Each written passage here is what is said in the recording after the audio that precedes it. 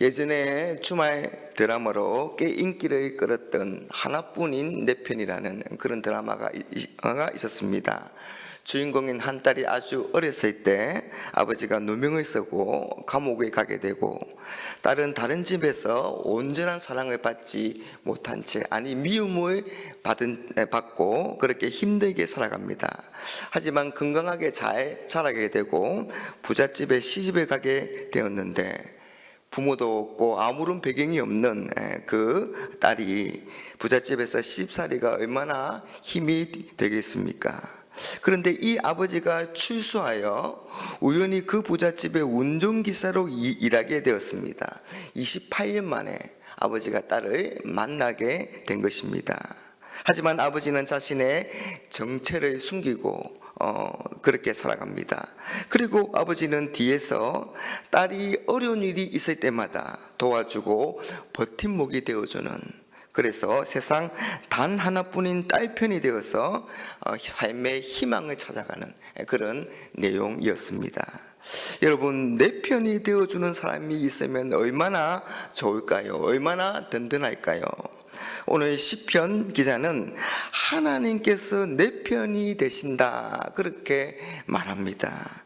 여러분, 하나님이 내 편이 되신다면 이보다 더 좋고 이보다 더 행복한 일이 있겠습니까?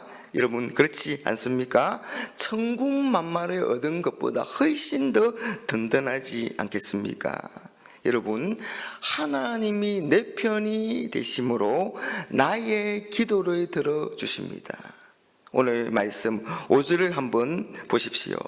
내가 고통 중에 여호와께 부르짖었더니 여호와께서 응답하시고 나를 넓은 곳에 세우셨도다. 여러분, 우리가 고통 중에 하나님께 부르짖어 기도할 수 있는 것은 하나님이 내 편이시기 때문입니다. 내 편이 되셔서 나의 기도를 들어주시기 때문입니다. 나의 기도를 들으시고 일하시기 때문입니다. 하나님이 기도에 응답하셔서 나를 넓은 곳에 세워주십니다. 여러분, 고통이 나를 옥죄는, 그래서 그곳이 좁은 곳이라면 고통에서 구원받아 자유롭게 되는 것은 넓은 곳이라고 할 수 있습니다. 하나님이 내 편이심으로 내 기도를 들으시고 나를 괴롭히는 위협과 위험에서 벗어나게 해 주십니다. 그래서 나는 두려워하지 않을 수 있습니다. 6절에 여호와는 내 편이시라 내가 두려워하지 아니하리니 사람이 내게 어찌할까. 여러분, 하나님이 내 편이시기에 사람들이 나를 어떻게 할 수 없는 겁니다. 사람들이 아무리 나를 위협하며 공격해 와도 두렵지 않는 것입니다.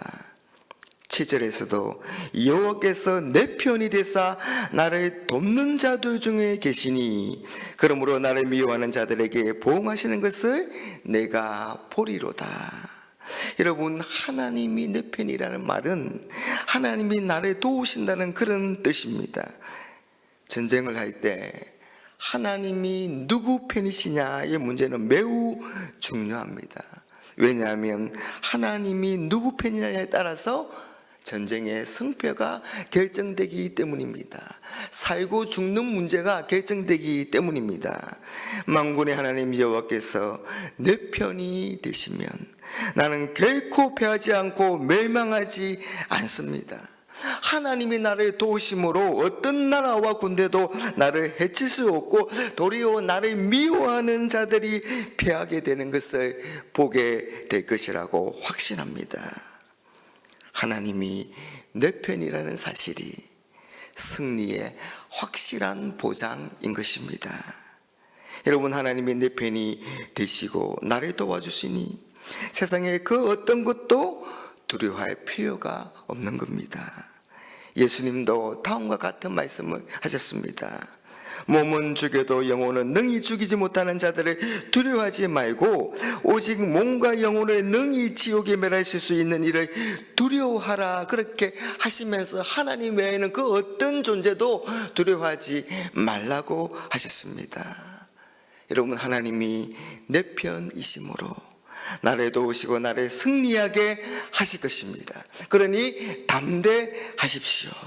여러분, 하나님은 아브라함을 부르시면서 약속하셨습니다. 너를 축복하는 자에게는 내가 복을 내리고 너를 저주하는 자에게는 내가 저주를 하겠다. 그런 약속을 주신 하나님은 그 언약에 속한 우리에게도 동일한 은혜를 베푸시고 우리의 대적을 벌하십니다. 여러분, 우리가 대적보다 더 어렵다거나 더 선하다고 할 수 없을지 모릅니다. 그럼에도 불구하고 하나님은 내 편이십니다. 여러분, 하나님이 내 편이 되어주시는 이유는 우리와 맺은 그 언약을 지키시는 선하신 하나님, 인자하신 하나님이시기 때문입니다.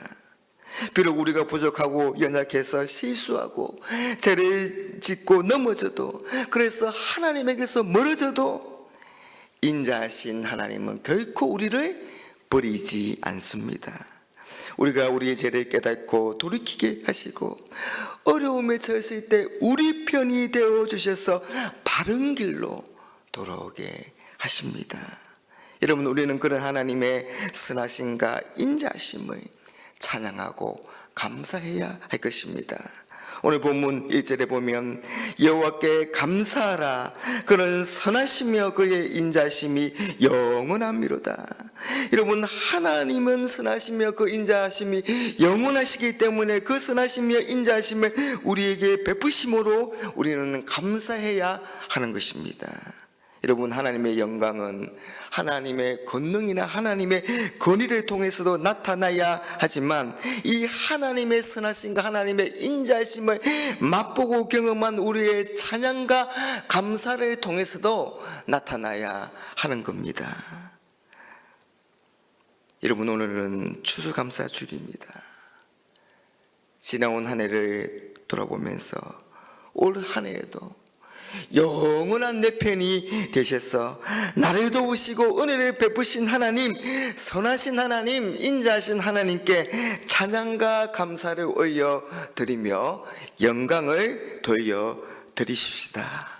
그리고 하나님이 내 편이시니 믿음을 가지고 담대하게 살아갑시다.